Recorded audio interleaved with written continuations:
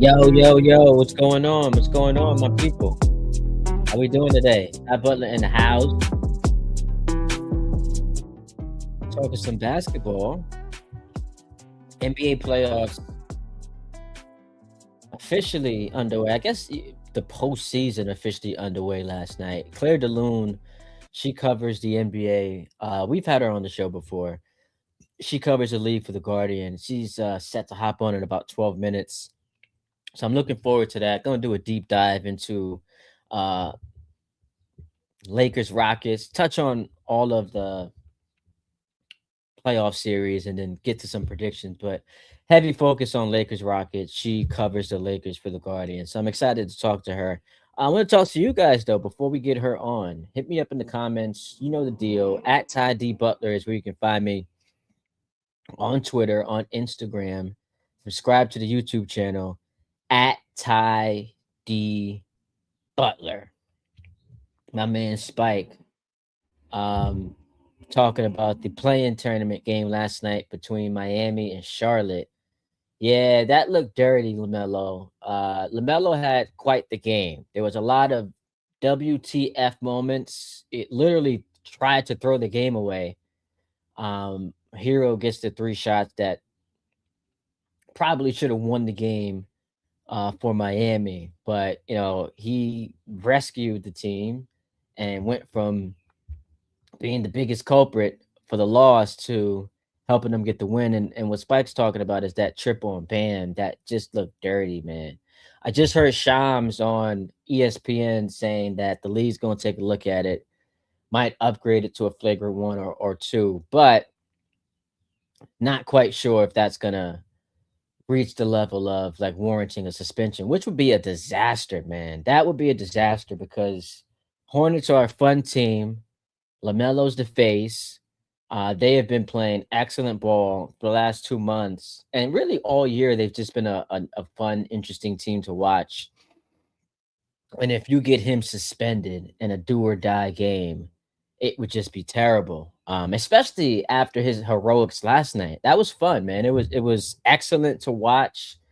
And if you're Silver, you woke up today feeling great. I know a lot of people have ripped the NBA, and rightfully so. All year long, they've taken a beating. And I've said it the last couple of days. I've been saying this for weeks. They desperately need a big time, heavy hitting postseason where you just get night after night, haymakers thrown.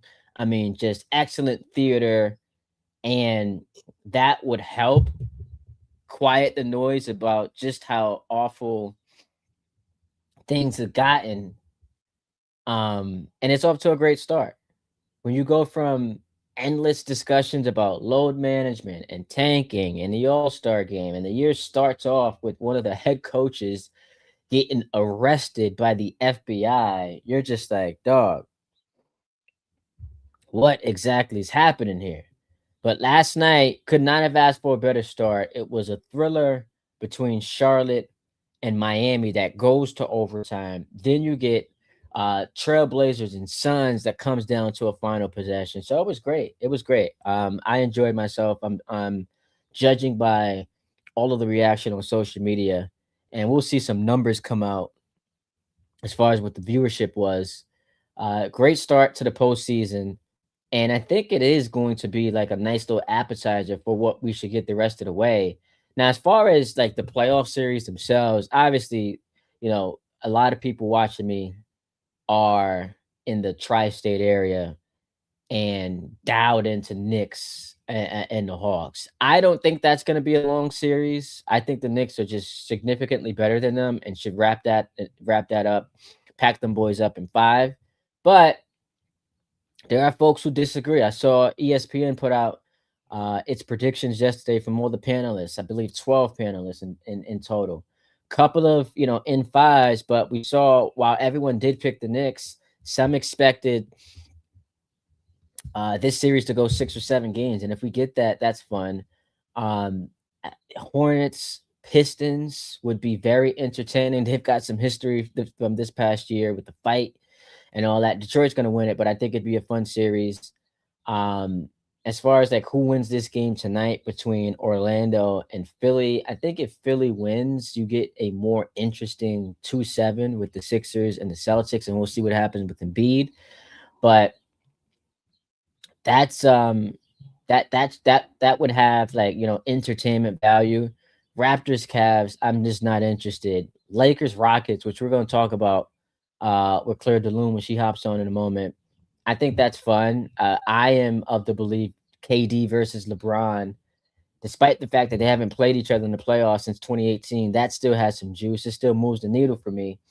You got San Antonio up against. We'll see the winner of uh is it the Blazers game, right?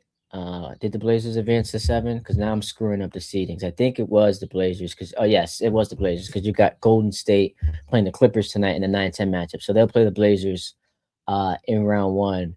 You have the other series. Oh, Wolves Nuggets might be the best series of the first round. So I think you've got some juice here, and then into round two, if the series go as I would predict they go in the Eastern Conference, you'll get Pistons, Cavs, phenomenal.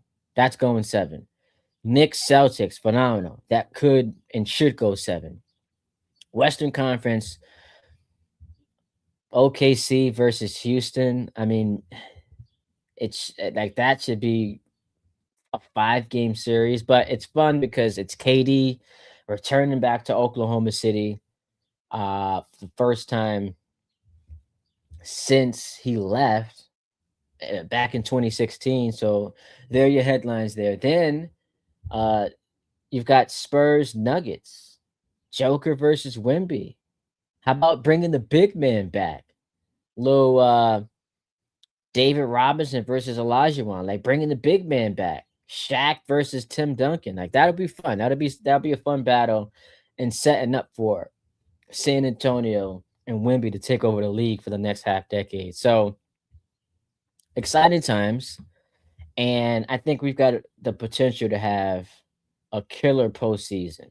Like the postseason should be a ton of fun. Hit me up in the comments. I see Spike's weighing in now. LaMelo faced Brandon Miller, the best player and the rookie from Duke, was pulled out of the game he had to jail. Yeah, Con Knipple. Look, I know people don't care about like when you give your gambling stories. I had Con Knipple for 15 points. I was not happy watching him get benched in that game. And also, like, I wanted to tweet this out like as a joke. But I actually think that it could actually come true. These postseason awards, I think don't like the people who vote on them don't get their ballots until the night of the end of the like at the end of the playing tournament. I could be wrong, but I wouldn't be surprised if what we saw last night affects the rookie of the year race. Like if you were planning to vote for Knipple, or let's just say it was a tie, Knipple and Cooper Flag, because Flag ended the season, on a heater. Last night, in a weird way, could help Cooper Flag because you're like, yo, biggest game of the year. Do we think Cooper Flag is getting benched? Hell no. Now, the counter to that is biggest game of the year did not happen for Cooper Flag at all because his team stunk. So at least Nipple was good enough to be a part of and a huge part as he set the record for threes by a rookie, a huge part of the success in Charlotte this year. But man, I wouldn't be surprised if that, for some voters, altered who they are going to select when it's time to get those rookie of the year votes in. 2 of 16 from three, LaMelo last night. Yeah, that man. Let me pull up his final stat line because he ends up going for. LaMelo ends up going for 30 points. So it's a 30, 10, and 5 performance. But he also shot 2 of 16 from three, had 3 turnovers, and the biggest turnover of the game was as he's trying to dribble the ball up the court. You're like, dog, what are you doing? But stat lines. It was it was one of those games where you saw the highest of highs and the lowest of lows. You got the full LaMelo Ball experience. But fortunately for them, they extend their season. Tiago Splitter, you're saying for Portland, he was the interim that relieved Chauncey Billups after that FBI indictment, that he deserves an extension. I mean, you cannot say enough about the job he's done in Portland. Shout out Denny Advia, who, remember, the Wizards actually drafted Denny Advia, traded him to the Blazers, and now he's cooking for Portland, a team that is now in the playoffs. So good job, Washington. Good job. The Hawks are too small for the Knicks. This should be a series where Cat eats. I'm with you. Cat should absolutely eat in this series. Cat should eat. Um, he should absolutely eat. And I think that's going to be one of the biggest advantages. Not I think, I know that's going to be one of the biggest advantages the Knicks have. Nuggets Spurs, that if we do get in round two, probably ends up being the best playoff series just overall. Nuggets Spurs, 7 of them bad boys. Jokic versus Wemby. You got the old guard, no pun intended, the vets, the championship pedigree Denver Nuggets against the up and coming Spurs, who people keep saying, like yours truly, they can't win the title this year. We just don't have a precedent for a team that inexperienced going on to have great playoff success. They do have De'Aaron Fox, who's played in a playoff series, but they just don't have enough. So we'll see. That'll be fun. All right. Without further ado, it is an honor and a privilege to welcome in Claire DeLune for the second time on this show. She does a tremendous job covering the NBA, watching the Lakers up close for The Guardian, and she is kind enough to join us on the show. Claire, what's going on? Thanks for having me. I'm so honored to be a repeat guest. I don't know how many repeat guests you have, but We don't have that often. We don't have that honored to often. be among them. Absolutely. I want to start here. So I keep getting told the NBA sucks and no one's watching and like it's a bad product. And yet the ratings came out today, viewership's up over the last 4 years. And then Yep. what we saw last night in both games with Charlotte and Miami, that Mhm. it felt like none of those teams wanted to win. But in an entertainment from an entertainment perspective, it was awesome. And then we Yeah. got Portland and Phoenix. Like, what a start to the postseason if you're Adam Silver. Yeah, I mean, it's so funny because I feel like this has been going on for the better part of a decade now that people wring their hands about the state of the league and what's going to happen and it's in crisis and that we're worried about this thing and this thing, and then the ratings just keep going up Yeah, and the interest in the sport just keeps going up, and it does feel a little bit like like bad faith concern trolling, a yeah, little bit. And I feel like, obviously, as with any sports league, there's things that could be improved, tweaked.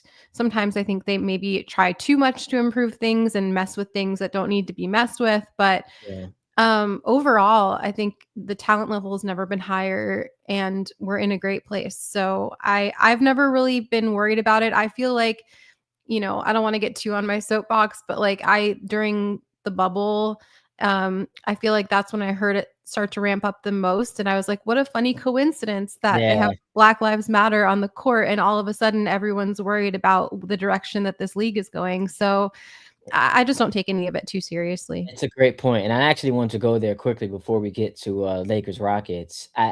I think that a lot of that is politically driven, Yeah. and because I follow you on social media, I see like how you weigh in and your perspective on things. So I think that we're like aligned politically and Yeah. socially.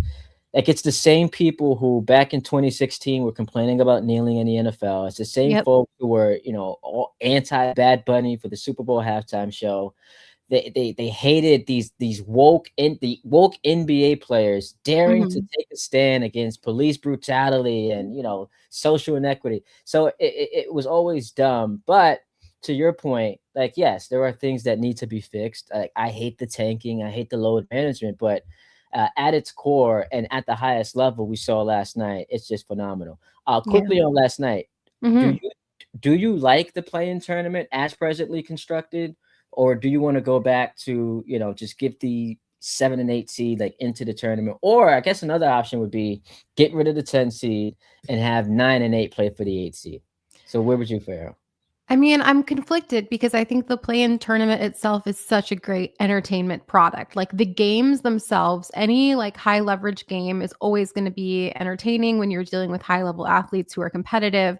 I don't know how I feel about how it impacts the first round of the playoffs because I think because it's a single elimination game, or I guess in the case of the 7-8 seed, a double elimination game, it doesn't necessarily make the best team who's had the best season move forth to the first round of the playoffs. So in that regard, I'm a little conflicted about it. But like the games themselves, the playoff games are unimpeachable. Like they're really fun. They're really entertaining. I mean, I thought the Charlotte Miami game last night was like one of the most fun basketball Yeah. games I watched all season. I think it was I think I heard I don't remember if it was like Nick Wright.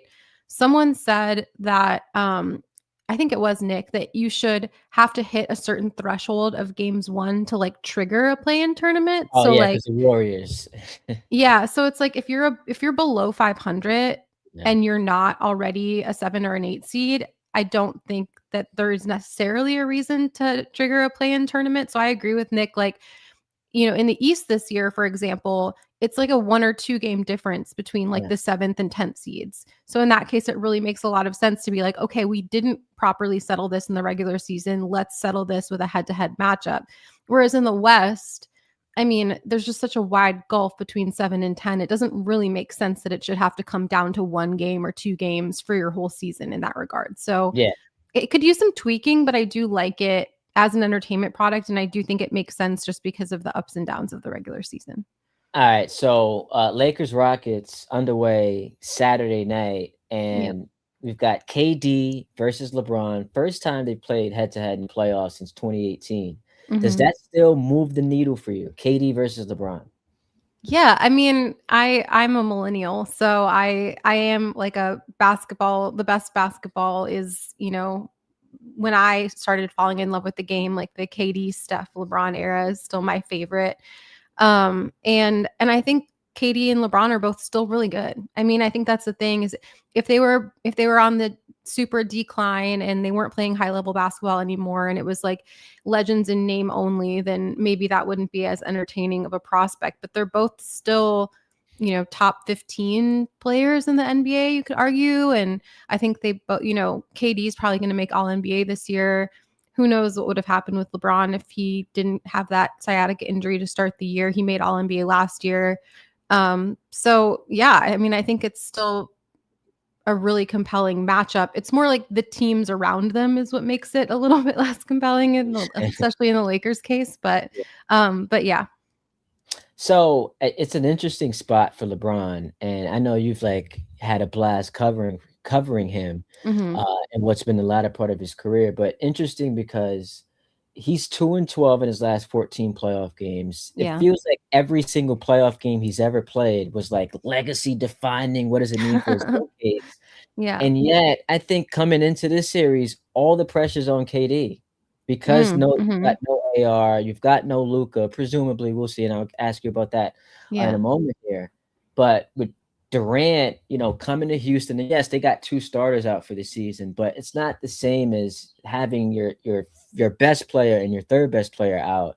So all the pressure's on KD, whereas LeBron's just kind of, sitting here and obviously wants to win. And, people will nitpick if he loses another series, but we can be honest and objective and say, wow, like that's all on Durant, whether he wins or loses the series. I totally agree. I think it would be catastrophic for Houston to lose this series. And I'm not trying to be hyperbolic, but I think it's kind of funny because it's the inverse of maybe what it would have been, where if Luka and Austin had been available, I think the Lakers would have been understandably heavily favored in this series. Houston was probably their best first round matchup. But because he's missing, LeBron's missing his, I would say, arguably 2A, 2B, second best player on the team as far as how they've played this year. And then Luka Doncic, like an MVP candidate, top 5 best player in the world player. I don't think anyone's expecting the Lakers to win this series. So I think Katie's legacy would definitely take a hit, unfortunately, I think, if he was eliminated in the first round by LeBron and some guys, which is basically what this team is right now. We are talking NBA playoffs, Lakers, Rockets. Hit us up at Ty D Butler. You can chime in the comments. She's at Claire MPLS, streaming live on both YouTube and on Twitter. All right. We go to game 1 Saturday night. The Lakers, yes. I don't know how big you are into gambling, but the Lakers are like 5.5-point dogs, which feels odd to me because they're like heavy dogs in the series. But Vegas thinks that at least game 1 will be there, like, there for the taking. How do you see this thing playing out? The game and the series? I think Vegas is probably in the same camp as I am, which is that if this is going to be a series, like the Lakers have to win game 1. And I think they know that. Not only do they have to extend the series to give Luka a chance of coming back, which, I mean, I'm not super convinced that that's even really a possibility, but they definitely need to win one of the 2 home games to extend the series. But I think setting the tone, putting Houston on their heels, like flipping the dynamic of the series by winning game 1, I think is super important. And I would go so far as to say, like, if they lose game 1, I would say that series is as close to over as it can be after one game, because I just don't. I just think it's so important for Houston mentally to have their confidence shaken early, because if they have that, confirmation, like, yes, we are at a huge advantage in this series. Yes, we won the game like we thought we would. Our game plan worked. I just don't know how the Lakers can overcome that because they're at such a severe talent disadvantage. So Vegas is probably just acknowledging the truth, which is that is the most important game of the series for the Lakers, and they have to win it if they want to have any chance of winning the series. Now, I almost think, and this is going to sound odd, but let me explain. I almost think it would be better for the Lakers to win a close game than it would be for them to win a blowout. So, like, here's the scenario. We know Houston's bugaboo all year long has been blowing leads. So if the Rockets somehow have a 15-point lead, which we know in the NBA now is not insurmountable, but 15 points, late third, early fourth, then the Lakers snatch it from them, I think that would be more devastating for Houston than it would be for them to just get rolled, because rolled, you can just say, all right, the Lakers hit a bunch of threes, whatever the case may be, we're still better. But because you just mentioned, like, it would be devastating mentally. Like, if they blow another lead and now you've got a Laker team with life, I think that would be so demoralizing. I agree, but I also think that I don't really see a world where the Lakers do blow out the Houston team. Like, I just don't think they have enough offensive firepower on this roster right now that's available. So I think if they are going to win, that is going to be a factor. Like, they are going to have to just stay the course, not let the game get too far away from them. Like, if you keep it close, Houston has proven that they are prone to beating themselves in a lot of ways. So I do think that's their best path to stealing a game or two. I mean, I think the recipe for the Lakers in this series, at the risk of being like, ridiculously optimistic, because in my heart of hearts, I don't see them winning this series because I don't really think Luka is coming back. But the recipe would be you steal game 1 by putting Houston, catching Houston off guard. They're coming into it heavy favorites. They don't have their game faces on like you do. So you steal game 1, and then you split the Houston games with one crazy LeBron game. Like, LeBron turns back the clock to like 2018. He drops like 40 and 10 or something crazy like that, which I think he probably has one game like that in him in every playoff series. And that buys you enough time for Luka to come back. I mean, I think that's the recipe. Do I think that's likely? No, but I do think that's the path. So because you keep mentioning this, and it was in my notes to ask you. So you've got like no belief at all Luka's coming back. Luka or AR, or is that Luka, just Luka? I wouldn't say no belief at all. Anything could happen. I would say AR is way less likely. His timetable to return was 4 to 6 weeks, and I just don't see any reason to believe that that's going to change miraculously. So he's definitely like round 2 at best. Luka, I mean, I know he went overseas to get treatment. From what I've heard about that experience, it did not change the timetable. They never announced a timetable for him, so that's the tricky part. But like all the internet doctors are kind of like 3 to 5 weeks is the, conservative timetable for a grade 2 hamstring. And the thing for me is like, I'm sure Luka will push to get back as soon as he possibly can. But for the Lakers, the reality of the situation with them dropping to the 4 is that if in a best case scenario, they somehow miraculously turn it around, Luka comes back, they, gut out a win in round 1. Oklahoma City is waiting for them in round 2. So, and that's a team that they just have not had the answers to the test for all season long. They've gotten dog walked by them in every matchup. And so to risk making a hamstring injury like a bugaboo that continues to haunt Luka moving forward, all to have the honor and the privilege of getting dog walked by Oklahoma City in the second round, I just see the Lakers playing that very conservatively. And, we saw, this has been mentioned before, but we saw what happened to James Harden when he tried to come back too early from a hamstring. I mean, Aaron Gordon, that's a little bit more of an extreme of a case, obviously, because he came back, I think, like a couple days later or something from the same injury. But yeah, I mean, I think the Lakers are going to be conservative. And whether or not Luka wants to play, I just don't know if they're going to let him play unless he's like 100% or like close to 100% recovered. It's a fascinating conversation, and one that I saw Broussard and Nick having yesterday on their show, and they disagreed on like if you're Luka, and we just kind of make up percentages because what does it mean to be 70% healthy? Like no one knows what that actually means. But if you're 70% healthy, do you come back and say like, yo, we like, because on one side it's, and you watched them obviously. Before that Oklahoma City game, like you could make a legitimate case they were a contender. Now, whether it's on the same tier as Oklahoma City, I'm not gonna say that, but they were there. They were near the top of the league, as far as like your belief in them. So I guess on one side it's like, hey, we just don't know how many cracks at it we're gonna get. Yeah. And so with LeBron playing as well as he is, he's refreshed. Like if you can push it, then do you just push it?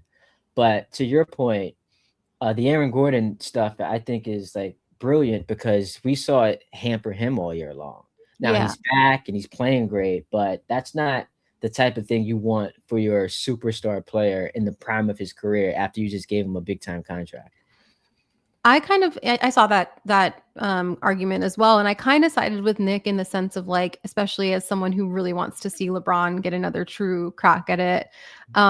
Like I would love to see Luka come back. But I agree with you that you never know how many chances you're going to get. And I think a really underreported part of all of this is like LeBron, may or may not leave at the end of this year. Austin is on the cheapest contract he's ever going to be on until he's like on the other side of the hill right now. So this is in some ways a great time to go for it. And I kind of wish that the Lakers had gone for it more as far as like roster building, but I don't think the Lakers see it that way. For better or for worse. Like, I don't think they see this as one of their final chances at it. I think they are really optimistic about the outlook of what the Luka era is going to look like. And I think they feel like they haven't gotten a real chance to try and build around Luka yet. I happen to disagree with that. But like in their minds, this summer and next summer are their real first chances to like build a roster around Luka. And so it's less that I'm playing devil's advocate and more that I'm just sort of relaying how I think they look at it. How does this first round series go for LeBron? Because I mean, he's been great. The counter would be you're beating Phoenix, Golden State, and Utah. Now show me what that looks like in a playoff series. But I guess the Lakers got blessed because it's so spaced out that he gets a little bit more rest. How do you envision like his productivity being in round 1? I mean, to be fair, just to acknowledge the spaced out thing, because I've seen a lot of conspiracy theories Conspiracy. online already about Yo, like, oh, Rockets. the league's doing them a solid. It's like that's every first round series. Like, look at Oklahoma City's schedule, look at the Spurs schedule. They're all spaced out. That's how the first round works. Yo, the Rockets fans are going nuts today. It's crazy. Yo, I saw people like, yo, Adam Silver's not even trying to hide it. I know. I need to quote tweet that with just a screenshot of their playoff first round series last year and just like the Rockets first round series last year. Yeah. Because I'm sure it would be pretty close to identical. But um, I mean, on the one hand, yeah, like he's 41, he has a decimated supporting cast. He's playing a very like young and athletic team, so the odds are stacked against him. On the other hand, I've watched LeBron just do miraculous things in the playoffs. Even last year, I don't know if people remember this, but in that first round series with Minnesota, there was a game. I think it ended up swinging the series, to be honest. I think it was game 3 where Luka had, I believe, like food poisoning or some sort of a Oh stomach yeah. virus. Yeah. He tried to play, couldn't play. And LeBron just put the superhero cape on and took over that game. And if the supporting cast had like shown up to a like slightly higher degree, I do think they win that game. It was they were leading all the way up until like I think halfway through the fourth quarter or something. Um, so I know he has it in him. This is a tall task, dude. Like this is Yeah. a lot to ask of anybody, let alone a 41-year-old who was a third option all year. You know, I mean, it's a huge, it's an ironic ask because the Lakers fan base was like, we can't wait till you leave, Yeah. get out of the way to make room for Luka and AR. And I'm sure LeBron's like, bet who's the last man standing? Like, who took the best care of his body? Who was there ready to put the cape on for you when you needed it? You know.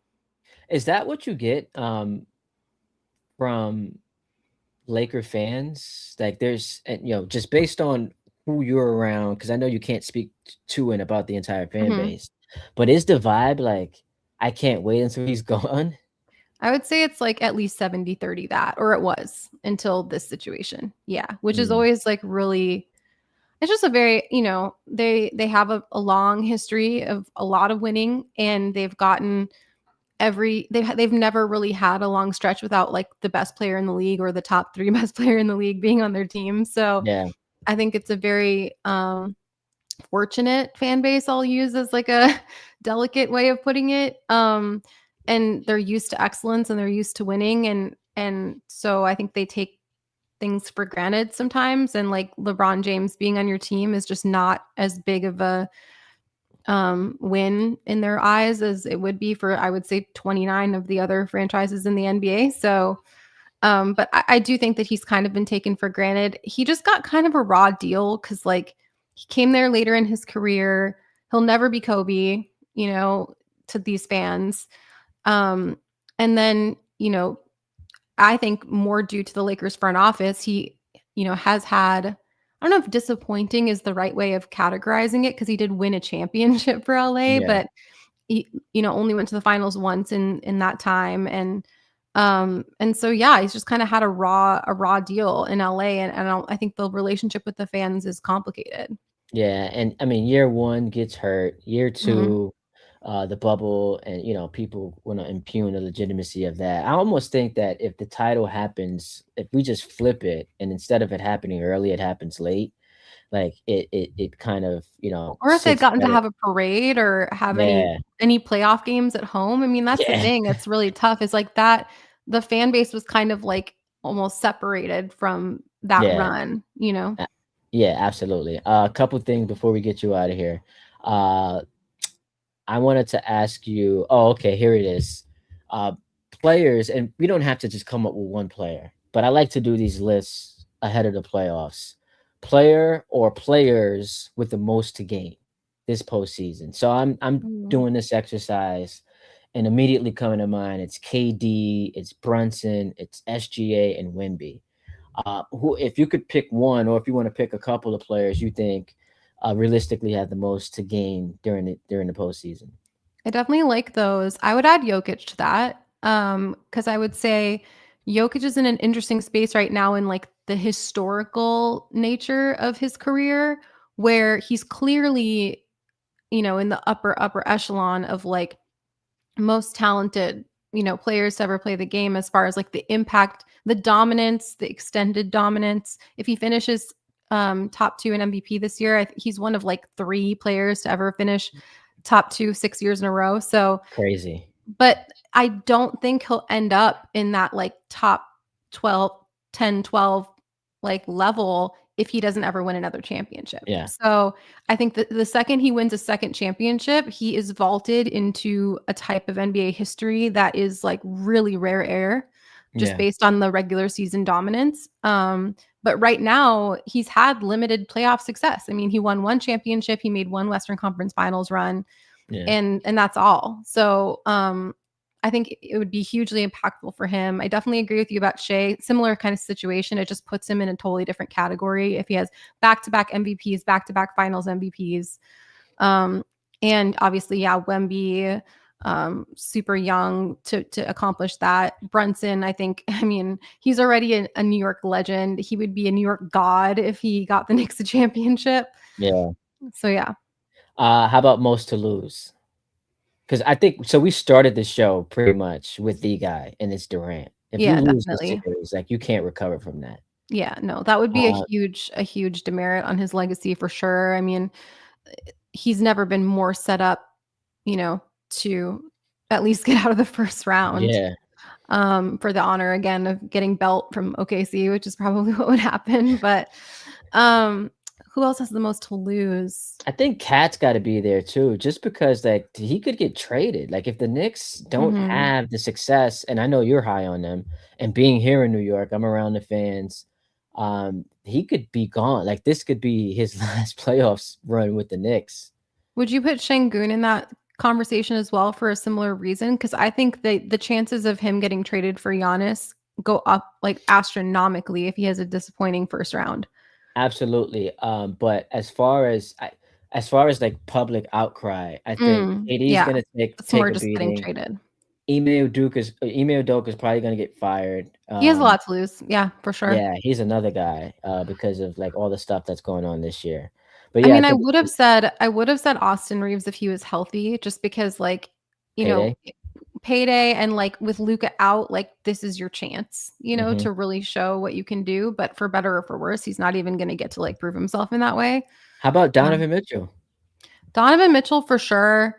James Harden, it's like the bar is already in hell for him in the playoffs. So I Yeah, don't really know how much he has to lose in that regard. But like, I do think I've definitely thought a lot about like, I think everyone on the Cavs has a lot to lose in the sense of like, if there is a potential LeBron reunion this summer, yeah, like someone's getting moved to facilitate that happening. So like anyone could get it, I think at this point. Like I don't know who's safe on the Cleveland Cavaliers, especially if they get upset by like the Toronto Raptors in the first round. Like the Cavs might actually be top of the list in the East because they have the easiest first round opponent yeah. by far. I mean, I think like that's just going to be cuz even Charlotte I think is spicier Hmm.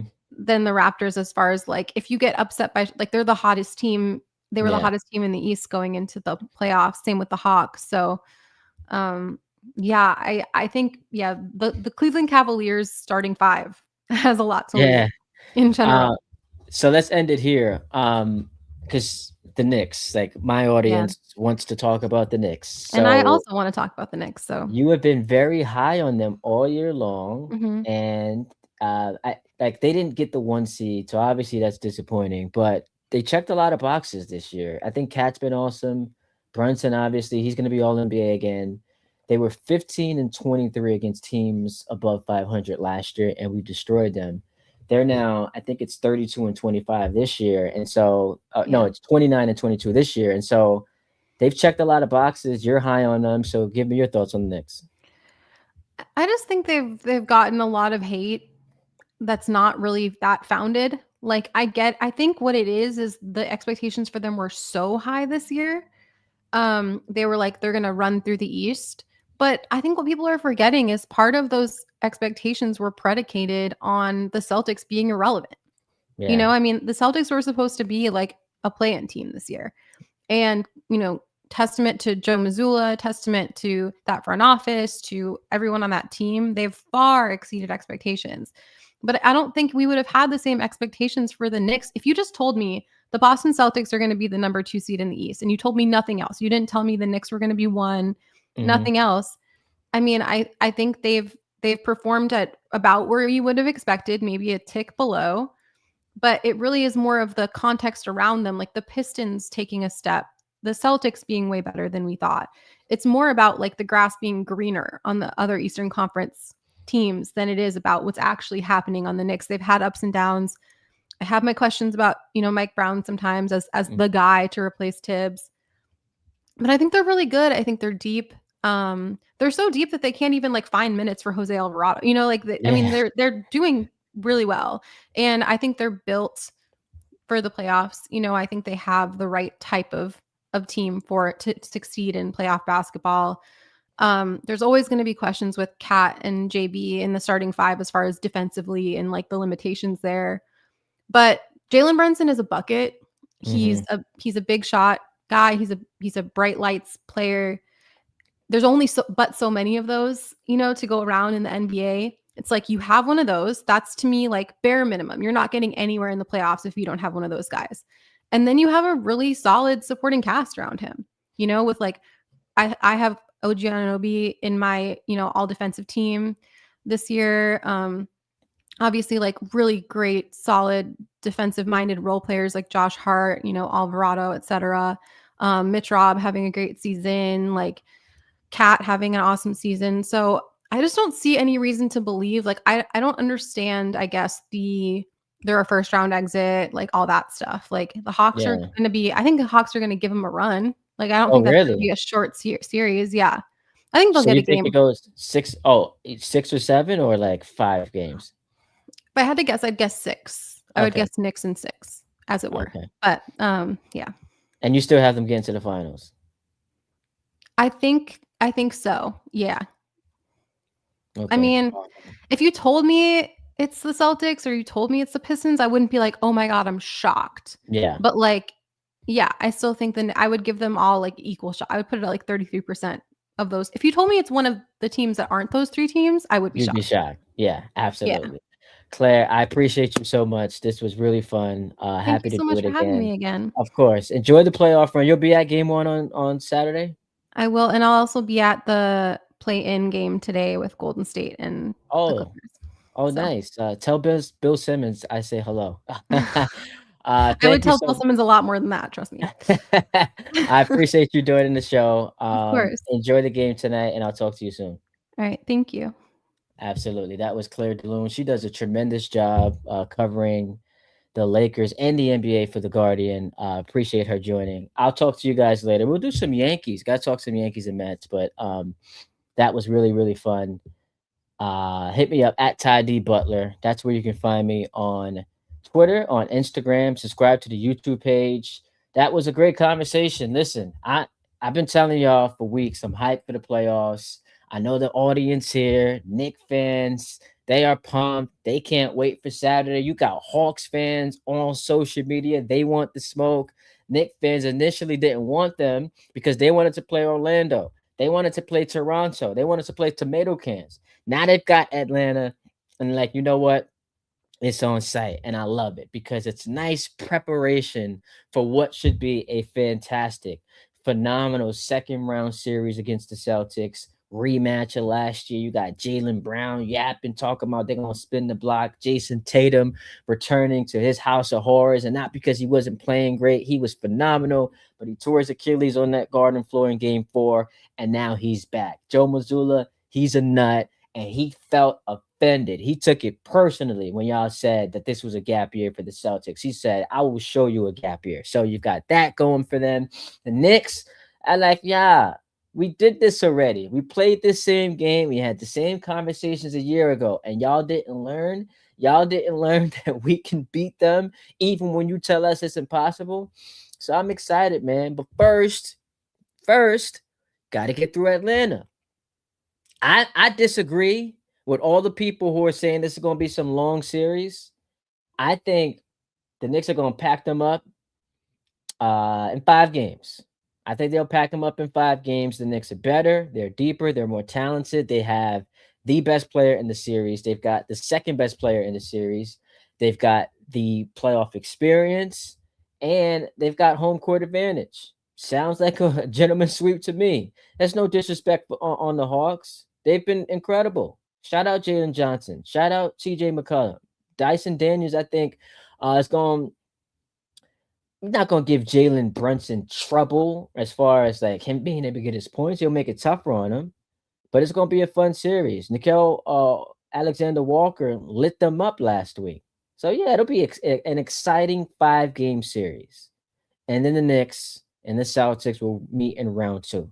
We started with Claire talking Lakers Rockets, and it's a very, very unique spot because typically the conversation coming in would be about LeBron's legacy.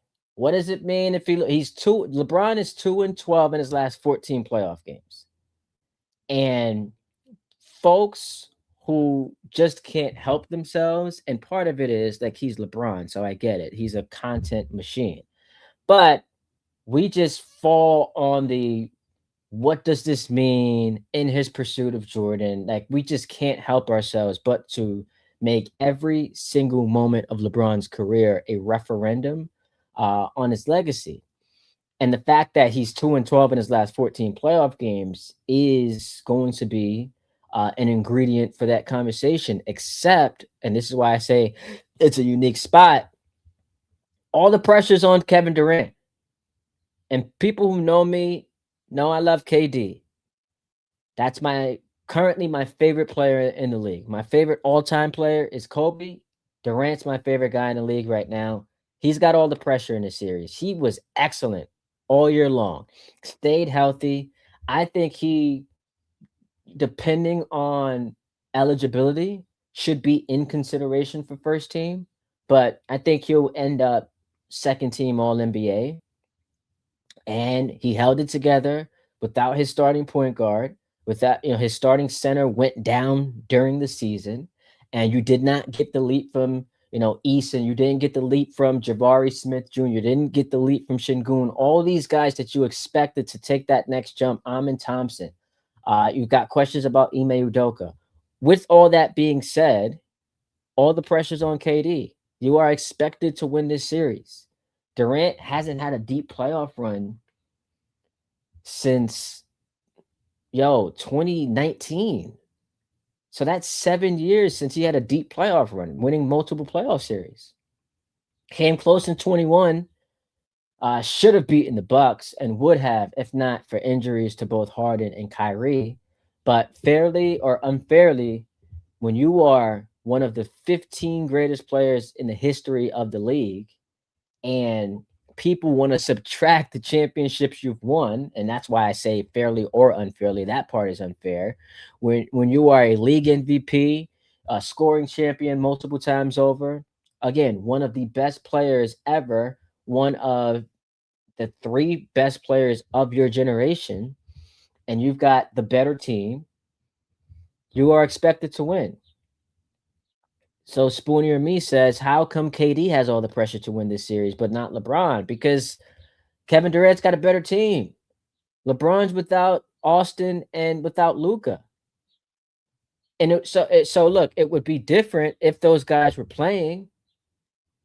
But when you lose an MVP candidate and a guy who, could become an all-star one day, all the pressure is going to be removed from you, especially when you're going up against that dude. So again, people are going to nitpick LeBron's resume. He is always going to be involved in legacy conversations. So you'll include the stat that I keep bringing up. He's 2-12 in his last 14 playoff games. So he almost becomes a victim of longevity. Because had he just retired a couple years ago, he wouldn't be 2-12 in his last 14 playoff games. But it is what it is. Cool Cakes T13 says, but seems like half the Laker fan base wants LeBron gone. Now, I asked Claire about that because she's in LA. She's at the game. She's around the team. So I was like, yo, what's the vibe from Nation? Just about what they want to do with LeBron. And she said she thought it was 70-30 They want him up out of there already. It's time to move on to the Luca era. But it has seemed to change the last couple weeks because Bron's been on a heater. Now, granted, coming against Phoenix, Golden State, Utah, cool. But we'll see what happens during this playoff run. If the Lakers get smoked, if they get swept, then that noise is going to be louder about, all right, it's time to move on. Clear the cap space. You don't pay him 50 plus $1 million. You utilize that to build a better defensive group around Luca and Austin, and then put shooters around them as well, and allow this team to reach whatever its ceiling is, knowing that Luca will be back and he will be once again an MVP candidate. But I mean, if they somehow win the series, it's got to change your mind, right? It's got to change your mind. So it'll be interesting to see what the conversation is a week and a half from now, because we could get something interesting if LeBron still got that.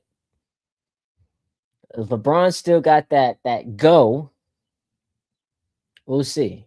But I think more it is more likely the Lakers get swept than they win this series. Spoonier Me says, but you also mentioned all the reason not related to KD that Houston has been disappointing.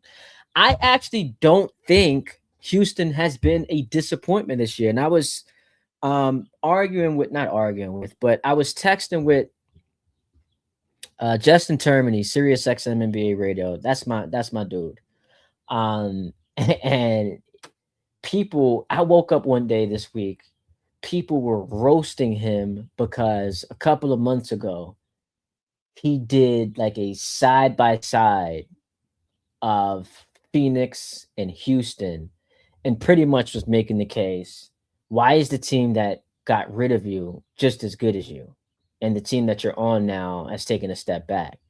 And so when Houston swept Phoenix, all the Rockets fans were like, yo, what happened? Say that again. Like, what type of time you were on earlier? Like, we want to hear you keep that same energy. And so I sent it to him. I was like, yo, I got caught up in this mess that people coming at you. And we started talking.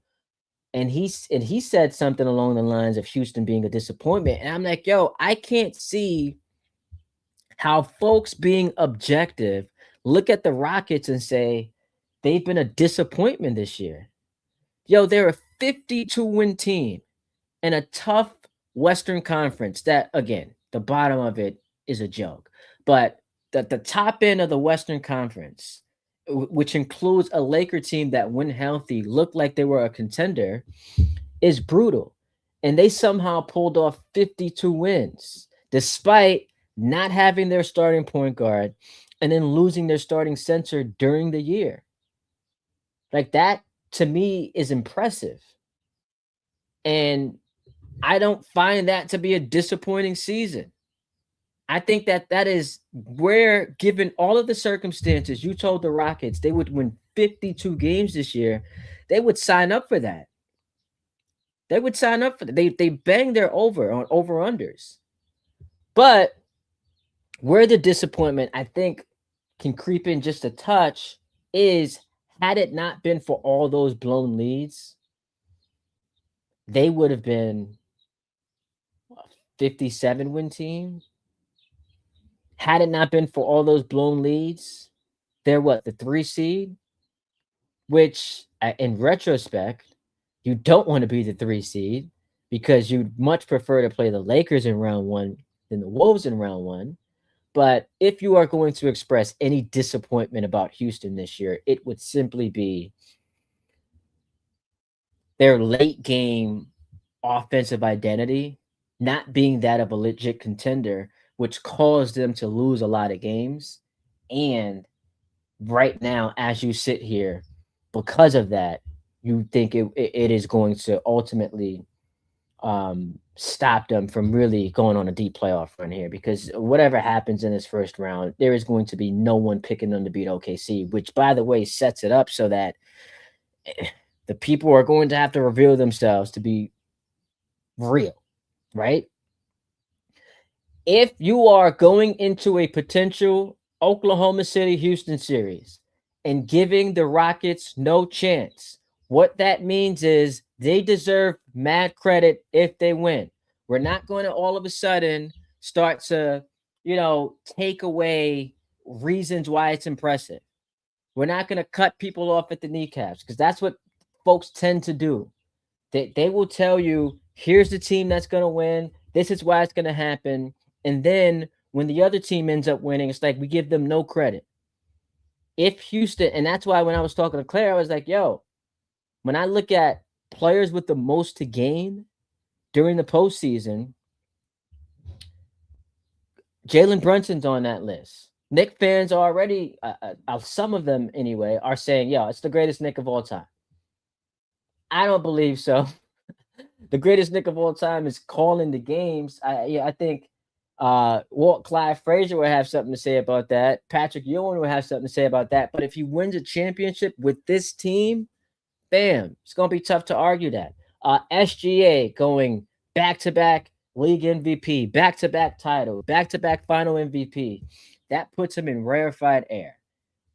You've got Wemby, who's got a ton to gain, too, because if he is the best player on a team that no one expected to go on a deep playoff run, and it's not because we don't think that they're good enough, it is simply because NBA history tells us that little experience just simply does not go on playoff runs. If he's able to overcome that and be that dude on a team that's running roughshod on the Western Conference, folks are going to be calling him the best player in basketball, whether it's true or not. If he gets to the finals, damn what Jokic has done, damn what SGA has done, people are going to be rushing. People are going to be arriving in droves to coronate Wemby as the best player in the league.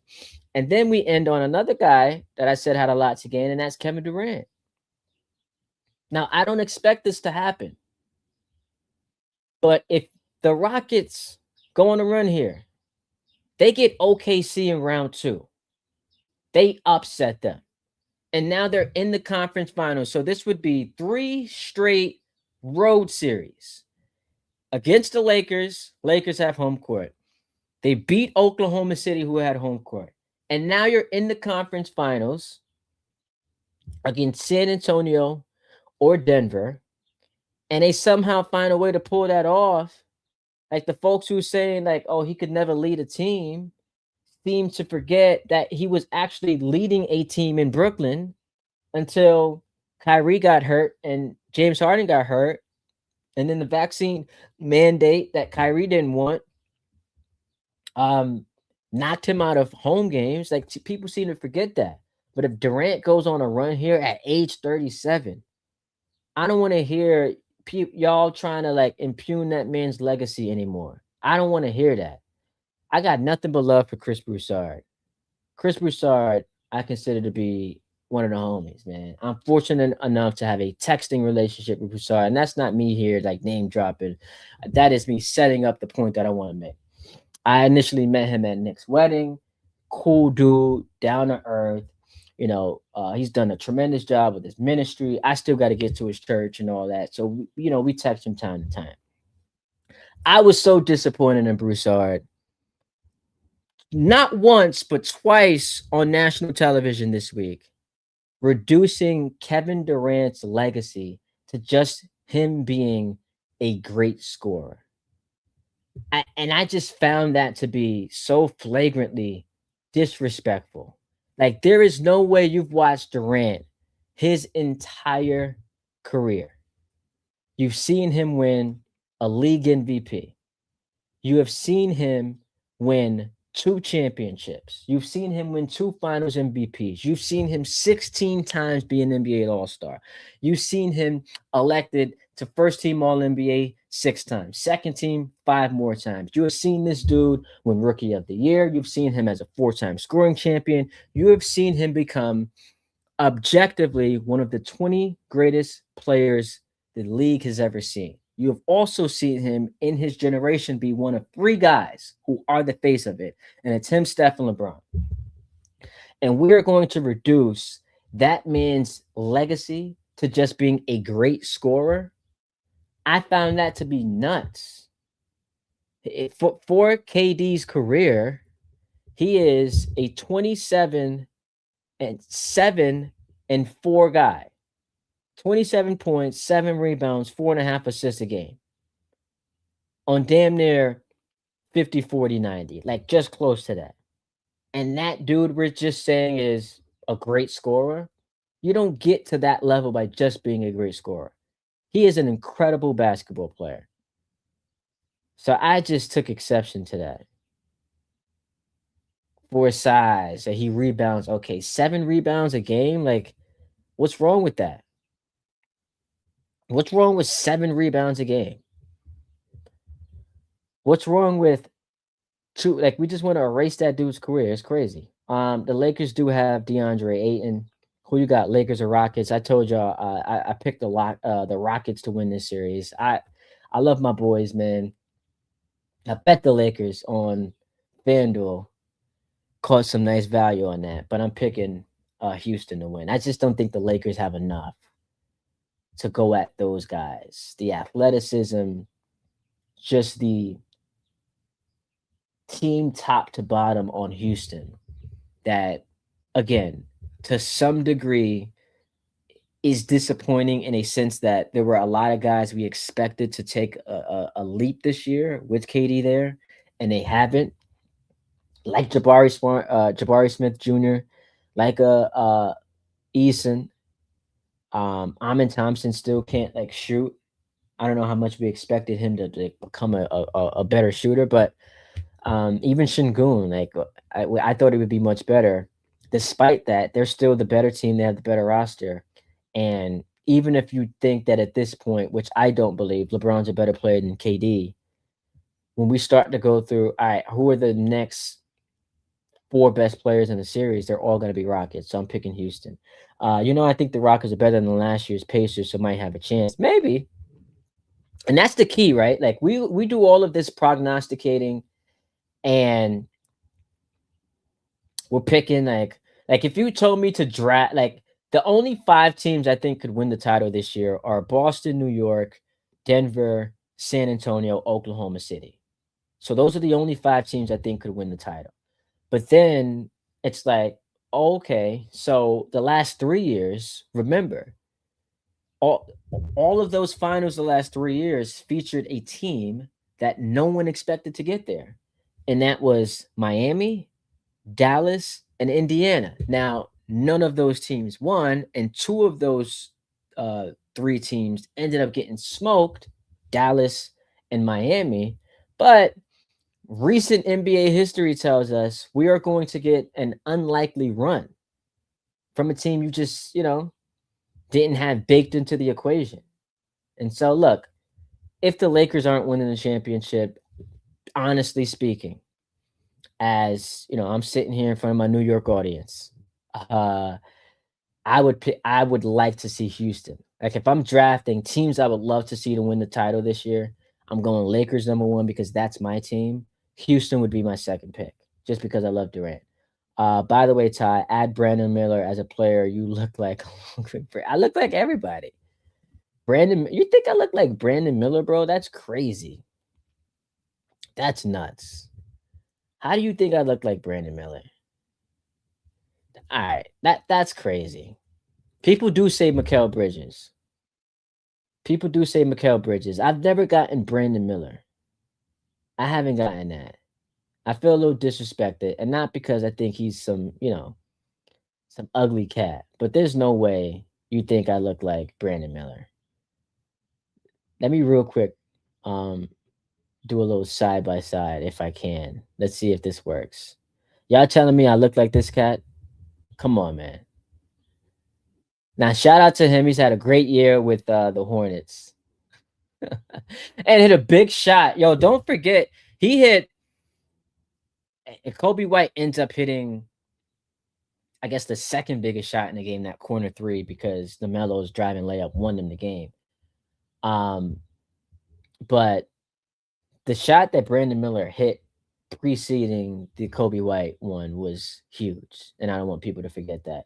A&E ESPN shows coming up, post games following the Knicks. I'm still waiting to hear back on that. I would love to, man. Yo, I would love to. I would love to do. I would love to do a show like that. Let me actually take a picture of this and send it to my man Winthrop. See, like, yo, the people are asking for it, Brody. People are asking for it.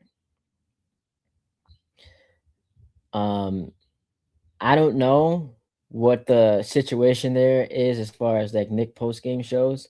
What I will tell you is I will be back in my regular time slot. For those of you who are tuning in who might have never seen me before or heard me, because Claire, shout out to her, she put me on the she retweeted the link. I host a show on ESPN New York every Sunday, 8 a.m. to noon. So tune into that. And I will be on, which is great, um, following the Knicks Saturday night. So Saturday night they play. It's actually cool because Saturday night the Knicks are on. I will then be on SNY TV talking about the Knicks Saturday night, and then I'll be on radio on ESPN New York talking about them as well. So we'll get to that Nick conversation. Fortunately, KD isn't a bad defender, and D isn't his bread and butter. Uh, KD's a pretty good defender. You watch Kevin Durant throughout his entire career; he's a pretty good defender. Brandon Miller is Steve Urkel compared to Bridges. Terrible, terrible call. Absolutely. You with Bart, hilarious, not productive. What does that mean, not productive?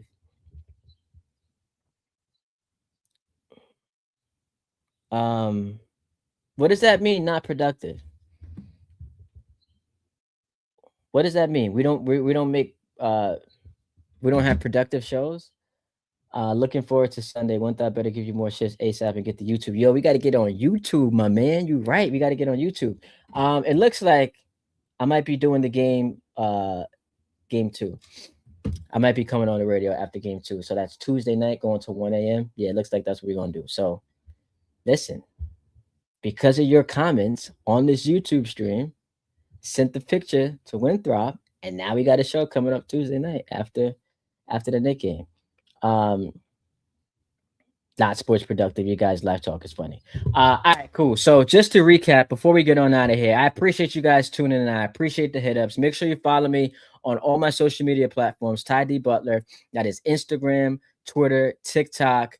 Subscribe to the YouTube channel because we do this show every single day. And now that the playoffs are here, it is going to be what the kids would say a movie. It's lit out here. All right. So recap, talked a lot about the NBA. Rockets, I think, will beat the Lakers, and that's not going out on a limb. But when you lose AR and when you lose Luca, it's not going to be. Um, that is not going to inspire confidence in people thinking that a 41-year-old LeBron, albeit the greatest player I've ever seen, he's going to be able to overtake the Rockets. So Houston should win that series. As far as Knicks Hawks are concerned, and we can go through the playoff series real quick. Knicks Hawks, I expect that to be over in 5. I've got Detroit winning whoever they draw in round one, and I see them. If it's the Hornets, I guess that'll be a fun series. But Detroit's going to win their round. Boston, we'll find out who they play tonight. The winner of Sixers Magic. Uh Cleveland. I mean, that's a team that it would be a disaster. Like if Houston loses to the Lakers in round one, and it's both 4-5 matchups. Houston, LA, if Houston loses in the West, disaster. If the Cavs lose in the East, absolute disaster. I think the Cavs, when we get chalk in the Eastern Conference, I've got Denver over Minnesota. I think the Spurs will win whoever they draw. You've got Oklahoma City against Portland, and OKC is going to win that. So I do think that we get 1, 2, 3, and 4 in the East. We'll get 1, 2, 3, and 5 in the West because Houston's the 5 seed. I'm excited about the second round. You'll have Kevin Durant returning to OKC. This is the first time in the playoffs since he left them in 2016. That's a story that writes itself. You've got Wemby versus the Joker. Eastern Conference second round playoff series. Celtics, Knicks, rematch from last year. Both fan bases, both teams want the smoke. Pistons, Cavs, I think is a toss up. That'll be a lot of fun. It should be excellent. It should be excellent. I appreciate y'all joining the show. Once again, follow me all over my social media pages. The numbers keep going up. It makes me want to stay on. But hit me up. We'll be back at some point. Lock in with your boy. I appreciate you guys. Holla.